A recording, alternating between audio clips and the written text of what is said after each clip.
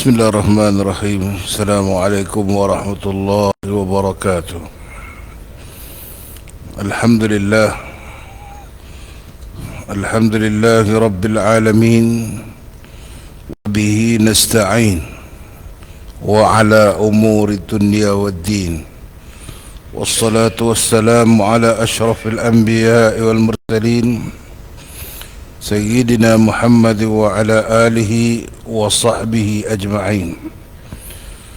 Subhanaka la ilma lana illa ma 'allamtana innaka antal alimul hakim.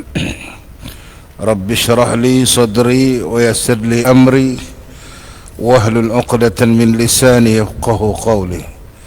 Rabbi zidna ilma warzuqna fahma, amin ya rabbal alamin.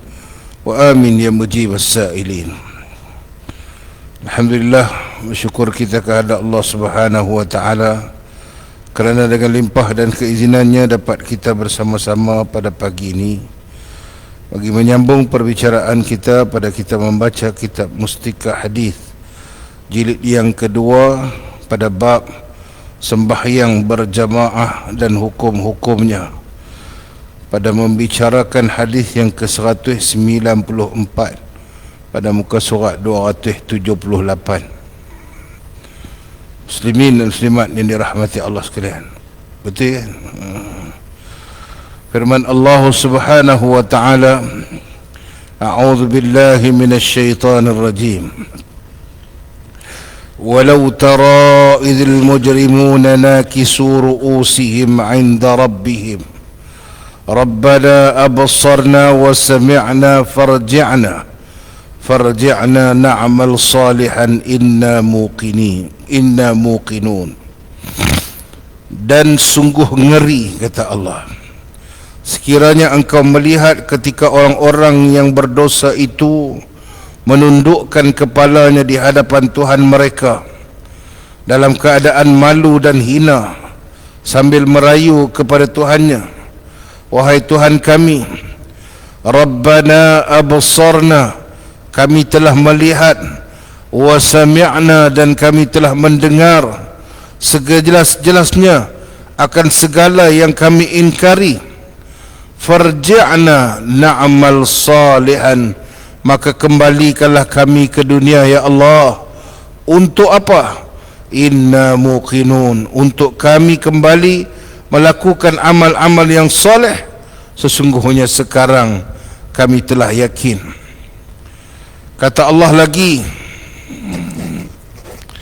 wa anfiqu mimma razaqnakum min qabli an ya'tiya ahadakumul maut fayaqul rabbi laula akhartani ila ajalin qarib fa asaddaqa wa akum minas salihin. Dan berbelanjakanlah sebahagian daripada rezeki yang kami berikan kepada kamu sebelum seseorang kamu sampai ajalnya. Kalau tidak, maka pada saat itu dia akan merayu kepada Allah dengan katanya, fayaqul rabbi laula akhartani ila ajalin qarib, wahai Tuhanku, alangkah baiknya kalau engkau lambatkan kedatangan ajal matiku ke suatu masa yang sedikit saja lagi, supaya aku fa'asaddaqa wa akum minas salihin, supaya aku dapat bersedekah dan aku pula dapat menjadi orang-orang yang saleh. Sidang hadirin yang dirahmati Allah sekalian, apa yang Allah Subhanahu wa taala firmankan dalam dua potong ayat yang telah saya bacakan tadi pasti akan terjadi. Ayat Al-Quran di atas menceritakan satu golongan yang meminta agar Allah Subhanahu wa taala dapat kembalikan dia ke dunia. Farji'na na'mal salihan, ya Allah, hantar balik aku, bagi aku balik sat ya. Dan satu lagi golongan minta agar ditakhirkan, minta bagi lewat, laula akhartani. Satu minta hantar balik, satu lagi minta bagi lewat sikit. Kedua-dua golongan ini meminta dan memohon kepada Allah Subhanahu wa taala kerana ingin melakukan amal soleh. Tetapi apa yang dipohon dan diminta oleh keduanya itu sudah tiada gunanya lagi. Kerana apa? Pada ketika itu mereka sudah berada di hadapan Allah Subhanahu wa taala. Kisah di atas Allah ceritakan kepada kita lebih daripada 1400 tahun yang lalu, sebagai peringatan dan amaran supaya kita tidak tergolong dalam golongan orang-orang yang disebutkan oleh Allah dalam ayat yang telah saya bacakan tadi. Golongan yang diberi masa dan mempunyai peluang ketika hidupnya di atas dunia, tetapi kita mensia-siakan kehidupan kita di atas dunia. Akhirnya kita menyesal. Dan pada ketika itu mereka melihat akan kebenaran janji-janji Allah, yakni balasan kepada setiap perbuatan mereka, tetapi tidak mendatangkan apa-apa, melainkan hanyalah penyesalan semata-mata. Ramai manusia merasakan umurnya masih panjang, dan mungkin kita pun merasa umur kita masih panjang. Walaupun kita mungkin menafikan bahawa kita mengatakan umur kita masih panjang, tetapi perbuatan kita menunjukkan sebegitu. Kerana jika kita merasakan umur kita sudah tidak lama lagi, sudah tentu kita tidak akan berlengah untuk melakukan semua amal kebaikan itu. Kalau kita bila orang tanya, hang kata umur hang panjang, ada mana ada. Tapi kadang-kadang sebenarnya perbuatan kita itu menunjukkan bahawa seolah-olah kita merasakan bahawa kita akan umur panjang, sedangkan hakikat sebenarnya panjang ke pendek ke, Allah saja yang tahu. Dan Allah berfirman dalam surat Al-Asr, kata Allah, Bismillahirrahmanirrahim, wal asri innal insana lafi qusr illa alladhina amanu wa amilus salihat wa tawasaw bil haqq wa tawasaw bis sabr. Ayat ni kita selalu baca, dan 3 ayat tadi pun, 2 ayat tadi pun kita selalu baca. Surah Sajadah, ayat yang kita selalu baca pada pagi Jumaat, dan surah yang selalu kita baca juga pada ketika sembahyang Jumaat. Kadang-kadang tu imam baca surah tu.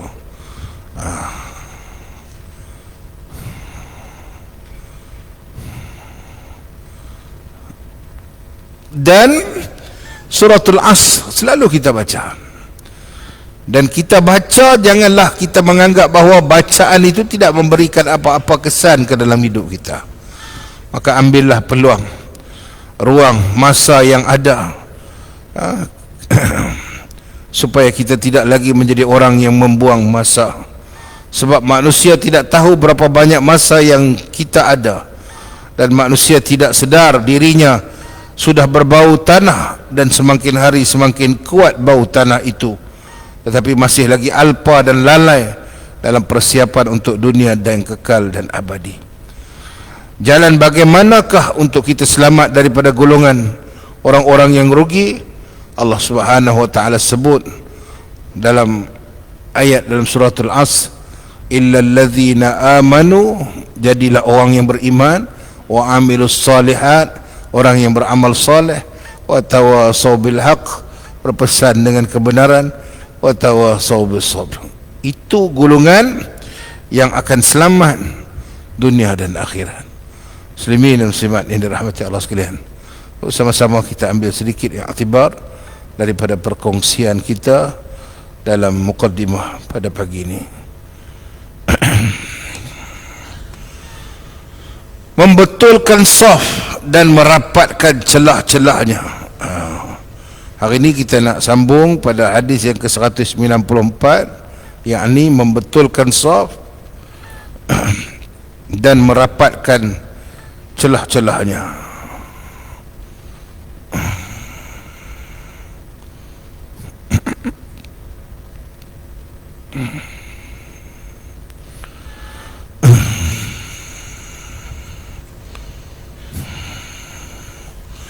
an Anas radhiyallahu anhu عن النبي صلى الله عليه وسلم قال سووا صفوفكم فإن التسوية الصفوف من إقامة الصلاة.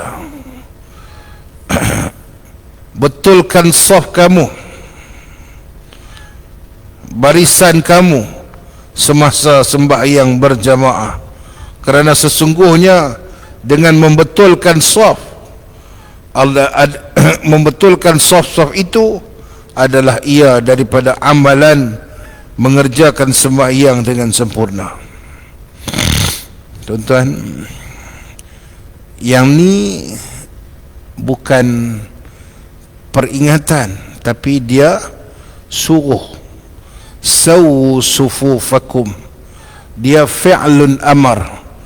Nabi kata, hendaklah kamu membetulkan saf. Kenapa? Fa inna taswiyatas sufuf, kesempurnaan saf itu adalah juga penentu kepada kesempurnaan solat. Kadang-kadang kita dengar tu imam baca kan, saf ataupun saw sufufakum, kita kena faham apakah makna tu. Ataupun istawu i'tadilu aqimu sufufakum suddul qalalu, macam-macam kita dengar. Tapi semuanya tu suruh betulkan saf. Apa makna betul? Yang dikatakan betul itu ialah dengan merapikan saf, dengan merapatkan bahu antara satu sama lain, dan menutup ruang celah di antara kamu, dan juga menyamakan tumit belakang, serta membetulkan barisan. Yang pertama tuan-tuan, yang kita nak kena betul ialah apa? Ni baris tu. Lepas tu bau, menyamakan bau ni bagi bersentuh dengan kawan kita. Yang ni tak apa nak boleh kan, jarang tengok tapi sepatutnya kena bahu bersentuh bahu, kemudian tumit belakang tu disamakan, kemudian tutup ruang di antara celah orang ni dengan orang ni. Yang tu dikatakan luruskan saf, kerana yang demikian itu akan dapat memelihara kita daripada segala godaan syaitan, kerana syaitan akan sentiasa berada di celah-celah saf di antara kamu.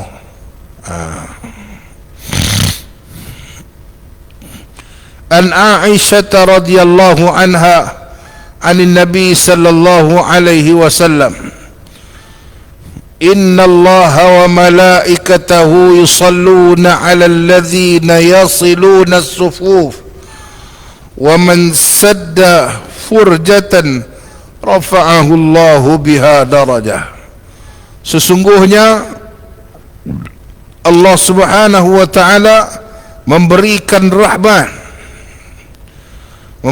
rahmat dan malaikatnya pula mendoakan bagi orang-orang yang masuk menutup celah saf sembahyang serta orang-orang yang merapatkannya. Yang pertama, orang yang membetulkan saf ini Allah bagi rahmat dekat dia. Tuan-tuan, saf depan kosong, tak dia nak ambil nombor 2 tak? Pasal apa tak tahu. Dia setengah orang dia memang biat dia macam tu.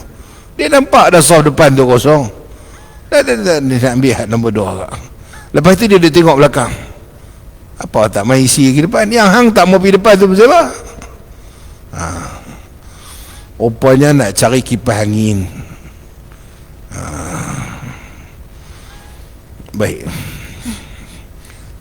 tak apalah, dia tak mau, dia yang rugi. Sebab apa? Orang-orang itu disebutkan oleh Nabi SAW. Yang pertama, Allah bagi rahmat dekat dia. Yang kedua, wa malaikatahu yusalluna 'alal ladzina yasiluna as-sufuf. mereka itu juga akan didoakan oleh malaikat. Tuan-tuan, takat kita punya doa, orang tak apa heran. Ni malaikat tolong doa. Doa siapa lagi yang kita nak cari? Doa tu imam kita cari, doa orang alim kita minta. Ni malaikat nak tolong doa kat kita. Pasal apa malaikat nak tolong doa? Sebab kita betulkan saf.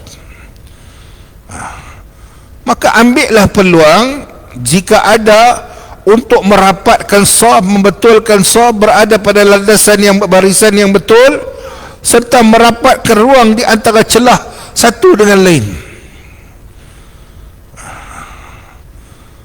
Tuan, saya bisa pergi semayang di Perlis, Depok, tuan. Kalau bab yang tu Depok bukan dekat Belaga Bau ni, tuan. Kaki dengan kaki pun mereka bagi kena. Kita lagu satu macam je nak bagi hang tonyoh kaki aku, hang siap kan.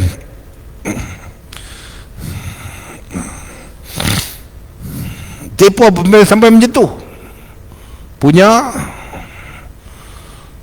baguslah kan, baguslah sebab mereka pegang hadis yang macam tu. Okey, tak ada masalah. Kita pun sama, tak apa. Kadang-kadang jenis badan besar ni kaki kecil. Bila kaki kecil nak terkangkang pula, leh-leh nak bagi kena, tak apa. Yang pentingnya jangan ada ruang di antara A, B, C, D dan seterusnya. Zaman Covid tu dah habis. Walaupun Covid duk main balik, kita doakan Allah lindungi kita semua. Tapi kita jaga keberkatan di dalam solat ini, kesempurnaan di dalam solat ini, yang kadangkala setengah orang merasakan tidak penting, terutamanya ketika sembahyang berjamaah. Lelaki sopa, perempuan sopa, yang nak letak beg di celah tu pasal apa? Beg letak depan, tak depan, jangan letak tepi. Nanti orang seluk kat belakang kita tak ada tengok. Letak depan. Banyak kes lah ni, bila dia pemain, dia semayang, beg letak di tepi. Tiba-tiba ada orang lelaki main pakai telekung, masuk kot kemudian tu, dia masuk, dia tak semayang, dia keliting pergi balik-balik, dia tengok yang mana ada beg tu. Kita rokok, kemudian kita sujud, dia seluk tangan. Kita bukan nak tepi apa, kita duduk semayang kan.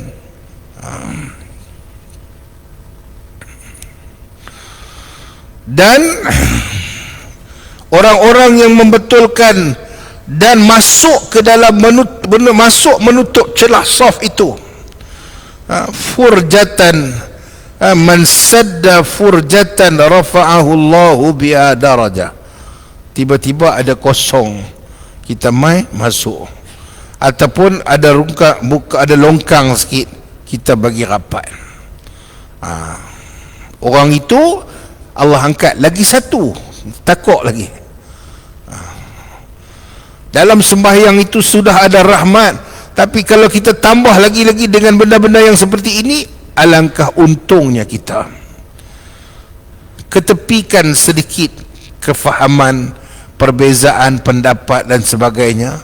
Bila kita semayang, kita lupa semua benda tu. Kita kena ingat yang kita sembah itu ialah Allah, Tuhan yang Maha Esa, Tuhan kita semua.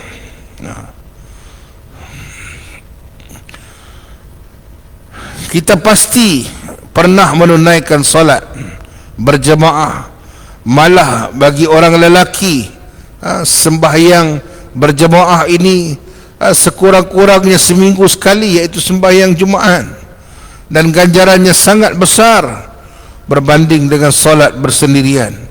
Melalui solat berjemaah terpupuklah semangat kebersamaan, bertolak ansur, meramah mesra sesama Islam, sekaligus menyerlahkan persaudaraan, perpaduan dan keutuhan umat ini. Solat berjemaah sebagaimana kita sedia maklum akan dipimpin oleh seorang imam dan makmumnya di belakang dalam saf yang lurus. Kesempurnaan saf tidak harus dipandang ringan kerana ia mempengaruhi kesempurnaan solat. Malah Nabi SAW pernah menegur sahabatnya. Nabi kata, "Mengapa kamu tidak berbaris seperti kalangan malaikat berbaris di hadapan Tuhan mereka?" Nabi pernah tegur, "Ni yang hampa tak berbaris seperti malaikat berbaris di hadapan Allah. Kenapa?" Mereka sahabat bertanya, "Wahai Rasulullah, bagaimanakah sebenarnya malaikat berbaris di hadapan Tuhan mereka?" Lalu Nabi SAW menjawab, "Mereka menyempurnakan barisan yang di hadapan dan saling merapatkan barisan." Nabi suruh kita masuk barisan, bagi betul. Dan ada dua perkara yang perlu diambil perhatian. Yang pertama, betapa perlunya kita memenuhkan saf di hadapan. Hal ini masih tidak diberi perhatian oleh sebahagian daripada kita. Jika kita dapat perhatikan, kadang-kadang jemaah melengah-lengahkan, bahkan menunggu dan memandang kepada orang lain agar beralih ke saf hadapan. Dia dah tengok orang, dia tak mau pergi. Walhal sepatutnya masing-masing bersegera untuk berada di saf hadapan. Rasulullah SAW menyuruh umat Islam membetulkan saf semasa mengerjakan sembahyang supaya teratur dengan betul, lurus dan tidak renggang di celahnya.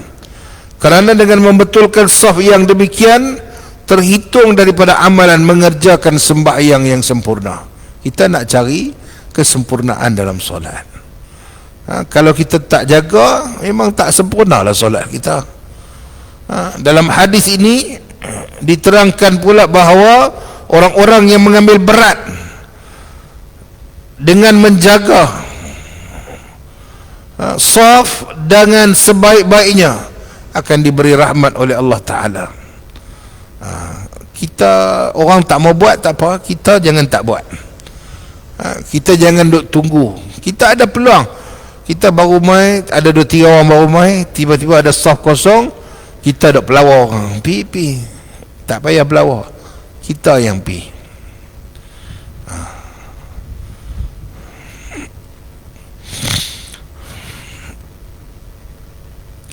Kita didoakan oleh malaikat semoga dosa mereka diampunkan oleh Allah.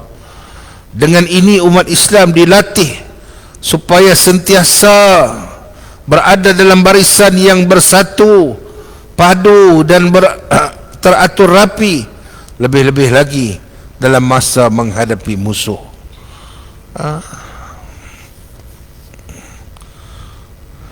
Disiplin dalam Islam ni dah diajak lama dah.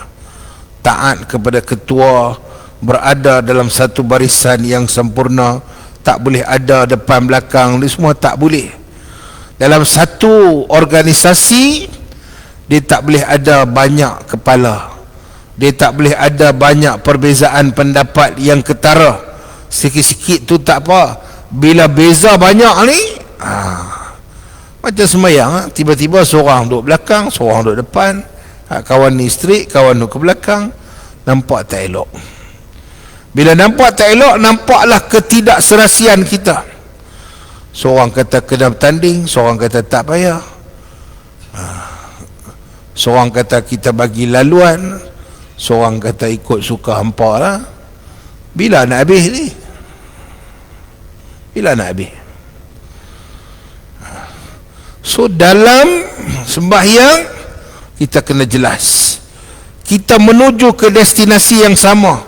Destinasi kita tu siapa? Mencari keredaan Allah Dengan sembahyang ni kita nak cari apa? Nak cari keredaan Allah. Kalau dalam sembahyang pun kita tak dapat membetulkan satu barisan yang sempurna, niat kita tidak disatukan kerana Allah, macam mana kita nak dapat kelebihan itu? Kita tak akan dapat, tuan.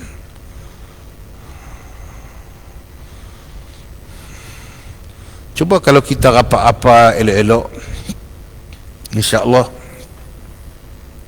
kita akan dapat. Tapi kalau kita tak rapat, tuan-tuan tengok, saat lagi ada seorang dia menguap, lepas dia menguap tu automatik akan menjangkit ke seorang lagi. Pasal apa? Pasal setan tu dia always connected. Dia mestinya. Sebab tu kita kena rapat. Jangan duk rasa geli sangatlah. Yang tu saja.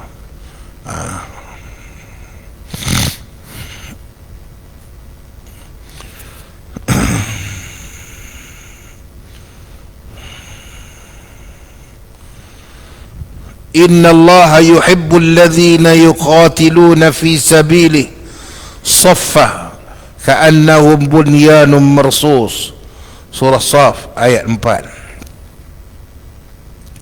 Sesungguhnya Allah mengasihi orang-orang yang berperang untuk mempertahankan agama dalam barisan yang teratur rapi, seolah-olah mereka sebuah bangunan bunyanun marsus, yakni bangunan yang tersusun, tersergam, kukuh mempertahankan agama Allah.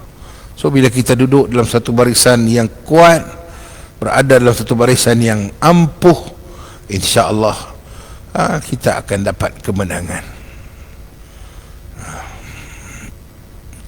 Semasa menghadapi musuh iblis di dalam sembahyang, Nabi SAW memerintahkan agar umat Islam membetulkan dan merapatkan barisan supaya iblis tidak mencelah masuk di antara kedua-dua mereka.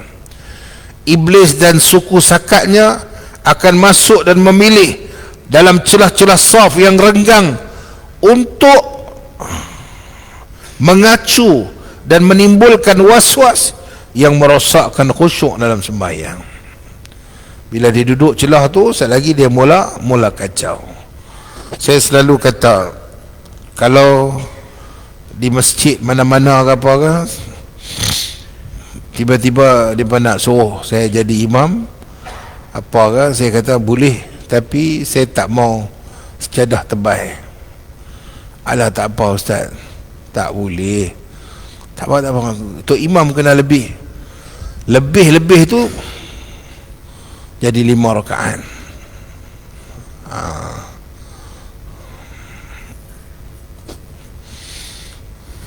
Kadang-kadang kita rasa tak apa bila kita duduk tebal pada orang lain.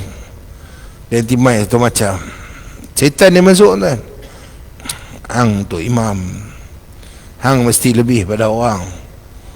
Hang ni Allah angkat darjat hang jadi imam, hang pula baca sedap. Dia duk mai tang 3 tu 3 ke 4. Memang setan sungguh. 3 ke 4. 3 ke 4. Kalau 3 ke 4 ambil apa? Ambil 3 Ataupun kalau kita bernasib baik, tiba-tiba kita ambil 3 naik, orang tak tegur, maknanya betul 3. Kalau kita naik tiba-tiba orang tegur, maknanya tak betul lah. Dah 4 dah kita duk rasa 3. Sebab tu tuan-tuan, masa nak semayang ni kita kena clear betul-betul. Yang nama takbiratul ihram, dia ada kaitan pula dengan takbiratul ihram. Bila kita angkat Allahu Akbar, terputus kita dengan dunia yang sebelum ini halal. Sebelum semayang kita halal makan, sebelum semayang kita halal bercakap, sebelum semayang kita boleh garu ikut suka kita. Tapi bila semayang, bila angkat takbiratul ihram, benda ini diharamkan. Tak boleh makan, tak boleh cakap, tak boleh menggerakkan anggota lebih daripada 3 kali. Pasal apa tuan-tuan? Pasal kita nak tumpukan pada semayang kita. Sebab tu jangan semayang depan cermin, jangan semayang depan televisyen, jangan semayang depan pintu. Dah tahu pintu orang duk masuk lalu duk pergi semayang depan tu juga. Dah tahu yang ni laluan keluar jemaah, jangan semayang depan tu. Pasal apa? Pasal kita nanti bagi dosa free ya kat mereka tu. Orang yang melangkah lalu di hadapan orang yang sembahyang, apa hukumnya? Sayyidina Umar pernah menegur seorang sahabat yang lintas depan orang sembahyang. Dia kata, aku sanggup menunggu 40 tahun di hadapan orang yang sedang sembahyang daripada aku melintas di hadapannya. Kenapa? Hukum berdosanya melintas depan orang sembahyang. Kita tak dibiasakan dengan budaya sutra. Kita di tempat kita ni jarang ada. Kalau tuan-tuan pergi di banyak negara-negara, di Jordan, di Morocco, di Mesir, dia ada bubuh kayu macam dia bubuh gambar kepala masjid tu, dia bubuh depan. Makna yang tu ialah penghalang, kita boleh lalu depan dia, tak apa, pasal dia letak dah. So kalau kita nak buat lagu tu, kita ambil serban ke, ambil sejadah kita kan letak depan tu, dia nak lalu, dia tak berdosa. Yang ni kita duduk semayang, dia lalu, tak ada apa penghalang apa semua, kita saja bagi dosa dekat dia. Yang dia pun tak apa cerdik, nak lalu juga depan tu, saja pergi tambah lagi dosa. Tuan-tuan, dalam saf, dalam semayang, dia bukan hanya takat betulkan saf. Bila kita takbir tu, kita dah putih dengan dunia dah. Tumpukan pada semayang, betulkan semua yang ada, pastikan tidak ada yang mengganggu. Handphone tutup.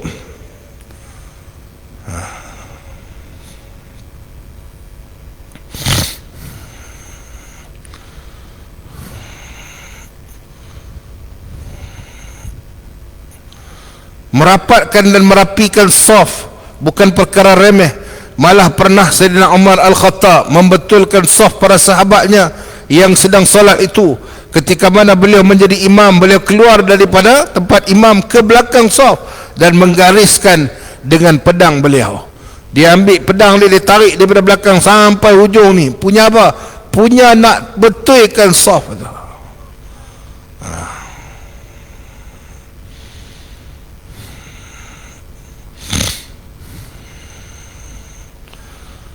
Pernah satu ketika dari Nu'man bin Bashir, beliau berkata ketika Rasulullah sallallahu alaihi wasallam meluruskan saf kami, seolah-olah baginda sedang meluruskan dan menyusun anak panah, sehingga baginda benar-benar melihat apa yang baginda inginkan daripada kami.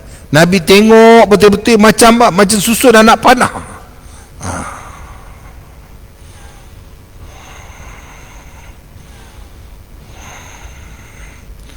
Satu ketika baginda hendak solat dan hampir memulakan takbir, tiba-tiba baginda melihat seorang lelaki yang dadanya menonjol keluar daripada saf. Ni bukan orang keluar, dada yang keluar. Lantas baginda bersabda, wahai hamba Allah, rapikanlah saf kalian atau Allah akan menjadikan perselisihan di antara wajah-wajah kalian. Nabi kata nak semayang dah, tiba-tiba Nabi tengok kawan ni macam mana akan dada dia terkeluar sikit. Nabi kalih balik. Nabi tengok kot tengah duduk takbir tu, Nabi perasan kot kawan ni ke depan sikit. Nabi kata, rapikanlah saf kalian ataupun Allah akan menjadikan di antara kamu itu perselisihan. Pilih mau yang mana.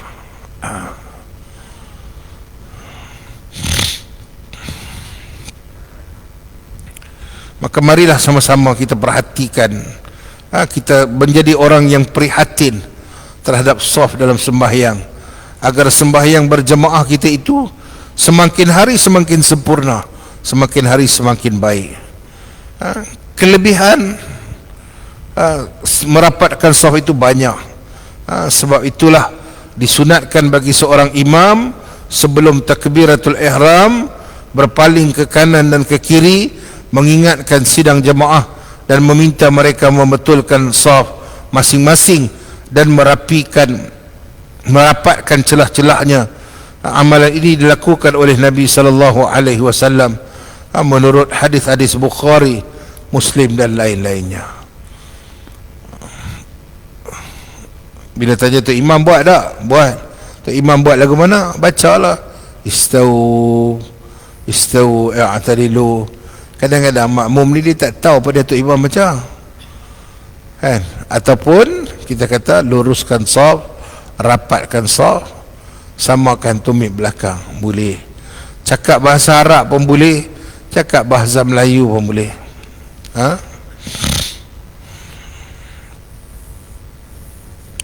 Kelebihan saf yang pertama, Anil Barra bin Azib radhiyallahu anhu anil Nabi sallallahu alaihi wasallam qala, Inna Allah azza wa jalla wa malaikatahu yusalluna ala as-saffil awwal.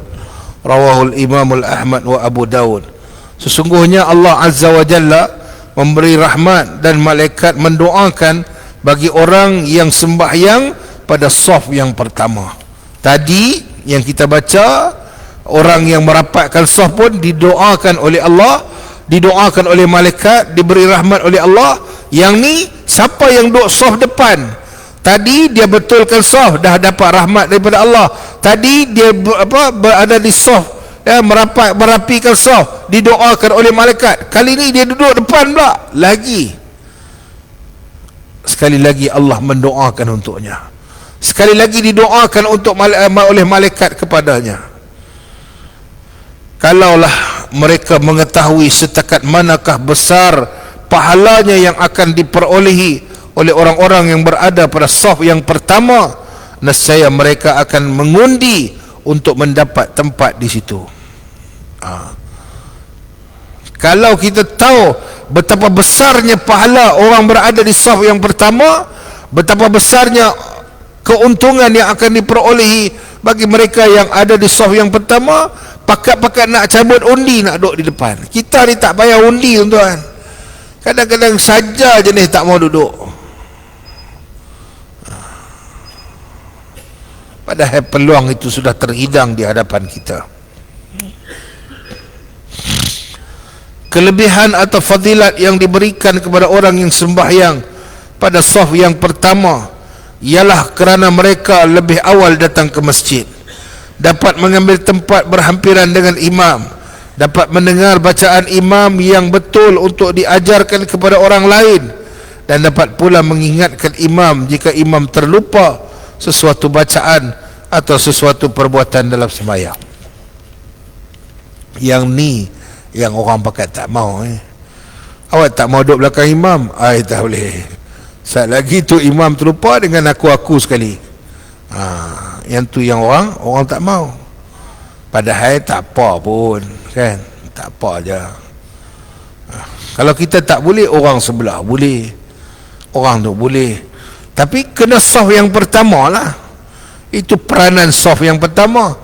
Yang ni tiba-tiba saf pertama tak tegak, saf nombor 3 pula tegak.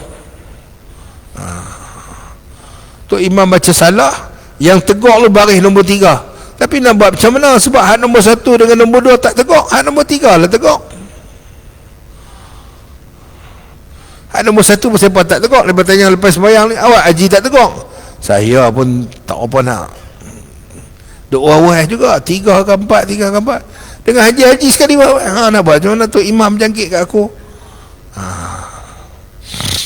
Dia kena stand firm. Belakang imam ni 4-5 orang hak belakang imam ni, dia kena kuat-kuat belakang sebab dia tulang belakang.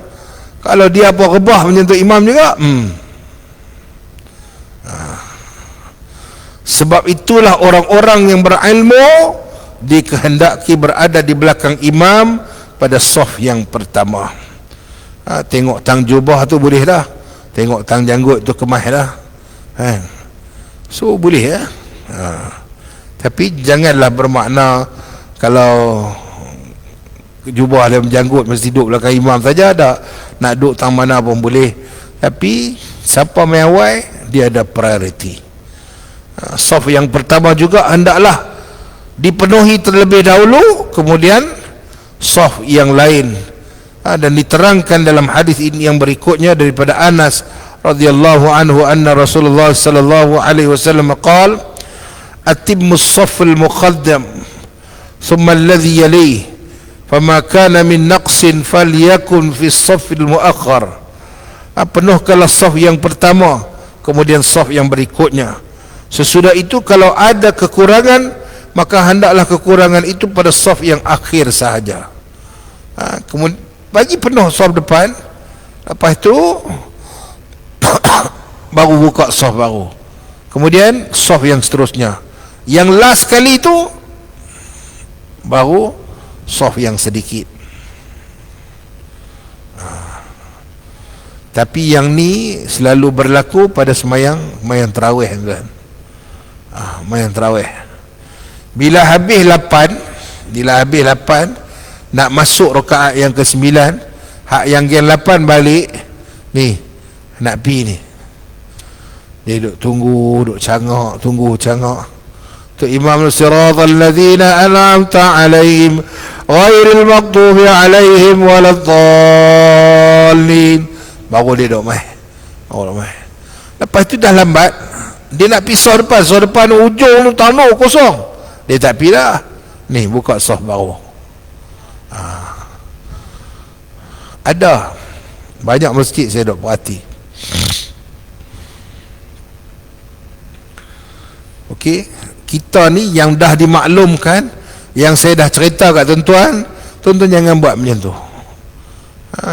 Kita pakat ambil iktibar, ambil pengajaran betapa Nabi SAW begitu mementingkan kita untuk menjaga saf, berada dalam barisan, menyempurnakan solat dengan betul, pastikan rebut saf hadapan, kemudian kita serahlah pada Allah. Kita menanti rahmat daripada Allah, kita menanti keampunan daripada Allah, kita menanti doa-doa yang dibacakan oleh malaikat untuk kita. Menurut keterangan hadis juga, susunan makmum adalah seperti berikut.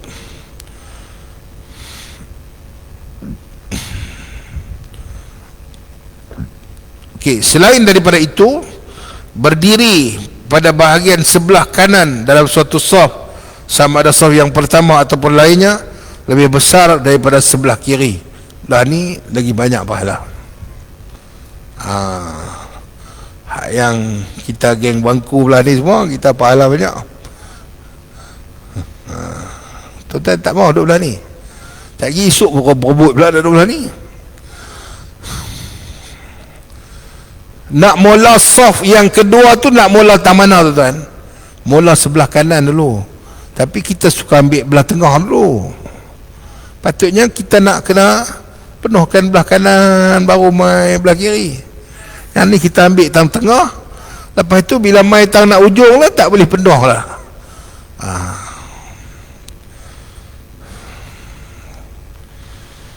Okey, tuan-tuan, saf belah kanan dulu, kemudian belah kiri, kemudian di hadapan sekali orang-orang dewasa, kemudian kanak-kanak lelaki jika mereka ramai. Kalau tidak ramai, boleh mereka berdiri dalam saf orang dewasa.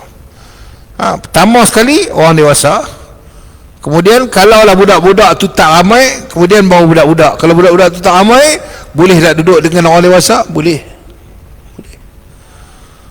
Dengan syarat macam kita ni, kita selalu ditanya dia, hang masuk jawi lagi? Dah lama lah masuk lah. Boleh duduk depan, duduk celah-celah kita, boleh tak? Boleh. Sah tak sah tu? Terima tak? Sah, terima. Sempurna tak? Sempurna. Dan saya lebih suka budak-budak ni duduk di celah orang tua-tua berbanding dengan budak-budak yang duduk di belakang mereka saja. Kalau mereka duduk mereka saja, hak tu lah nak daih kaki, hak tu lah nak tolak, hak tu lah waladhalin, amin, dia buat amin. Hak jenis tu mesti duduk ramai-ramai ni. Bila dia duduk dengan kita, dia tak buat, dia tak wani, kan? Dia tak wani, mesti duduk celapak dia. Sekali orang kata lepak hang ni, pak hang tak reti ajak, kan? Dia pun tak wani. Tapi kita ni dah jenis biasa bubuh. Satu hari ni soft kanak-kanak, dia lagi syok, tuan-tuan. Ada hak yang masjid di atas busoh kena-kena, Allah, dia bubuh soh kena-kena di atas ni. Hari Jumaat ni kita nak baca khutbah ni, lagu nak baling tongkat tepi kat dia bawah tu. Sat lagi dia lari kat belah ni, pum, sat lagi dia pusing kat belah ni pula, patah balik pula. Ai, kata depa ni lah.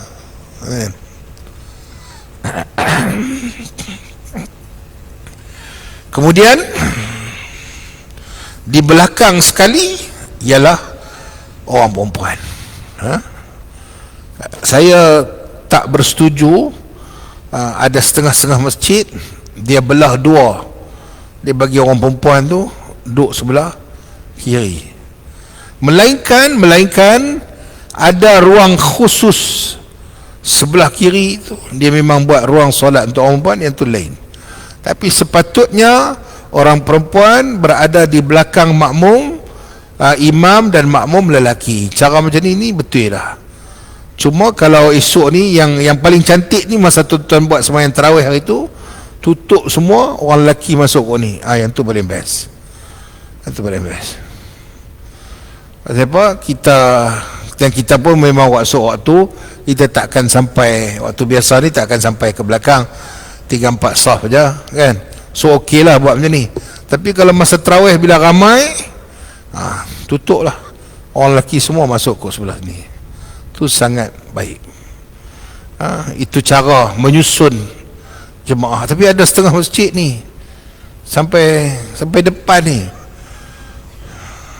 kita nak kata pun bukan masjid kita lagi. Dia kata elok dia panggil kita, esok ni tak panggil tarawih. Tapi saya kata juga memang tak panggil dah lepas tu. Memang betul lah, mana lepas nanti ada jemaah lelaki sembahyang sebelah ni kan.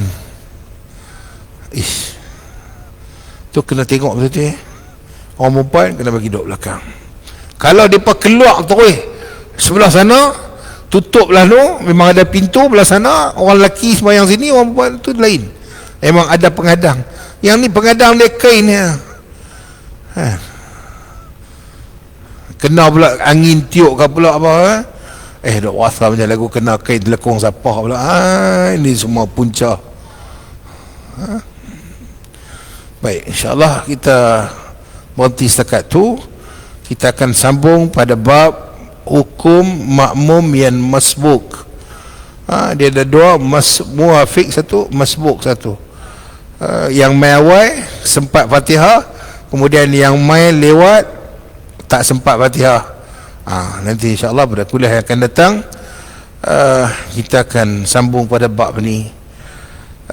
Pada bulan 2 ni, minggu yang pertama tu saya tak ada, saya kena pergi kursus di Putrajaya. Minggu yang ketiga tu pun saya tak ada, sebab saya pergi umrah 17 hari bulan. InsyaAllah kalau tak ada apa-apa halangan, dua-dua program tu saya pergi. Dan kuliah saya mohon untuk ditangguhkan. Tapi saya akan update balik lah. Tapi dah doktor pun pergi umrah. Nanti kalau siapa-siapa ni boleh mesej saya, jadi kata ID kuliah pada 3 hari bulan 2. Tapi saya surat tu dapat dah, cuma nak pi dengan tak pi saja. Tunggu bos bagi kelulusan untuk pi. Dan kalau saya dibenarkan untuk hadir, maka kuliah pada tarikh berkenaan itu kita tangguhkan. Dan minggu yang berikutnya pun sekiranya urusan visa umrah semua selesai, saya akan berangkat menaikkan umrah pada hari Sabtu tu, 18 hari bulan tu, 17 hari bulan malam saya dah ada di KLIA. Wallahu alam. Kalau diizinkan oleh Allah, insya-Allah kita akan kembali bersiaran pada bulan 3, iaitu pada 4 hari bulan pada 4 hari bulan Mac dan juga 18 hari bulan. 4 hari bulan tu awal bulan Mac masih lagi belum Ramadan, 18 tu lagi 5 hari nak Ramadan. Wallahu alam. Subhanallah bihamdihi, subhanakallahumma bihamdika, asyhadu an la ilaha illa anta astaghfiruka wa atubu ilaik. Bismillahirrahmanirrahim. Wal asri innal insana lafi khusr illa alladhina amanu wa amilus salihat wa tawasaw bil haqqi wa tawasaw bis sabr. Wallahu a'lam.